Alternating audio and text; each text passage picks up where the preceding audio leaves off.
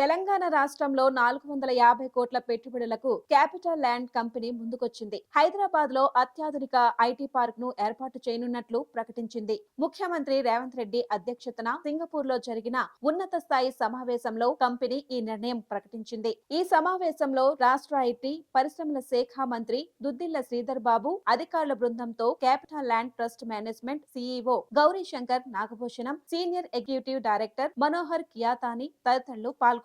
ముఖ్యమంత్రి రేవంత్ రెడ్డి సింగపూర్ పర్యటనలో ఇదొక ముందడుగుగా ప్రభుత్వం పేర్కొంది. క్యాపిటల్ ల్యాండ్ సంస్థ ఇప్పటికే హైదరాబాద్ లో అంతర్జాతీయ టెక్ పార్క్, ఐటీపీహెచ్, అవాన్స్ హైదరాబాద్, సైబర్ పేర్ల పార్కులను చేపట్టింది. గతంలో ఈ సంస్థ ప్రకటించిన 25 మెగావాట్ల ఐటీ లోడ్ డేటా సెంటర్ ఈ ఏడాది మధ్యలోనే అందుబాటులోకి వస్తుంది. ఐటీపీహెచ్ రెండో దశ ఈ ఏడాదిలో ప్రారంభమై 2028 నాటికి పూర్తి కానుంది.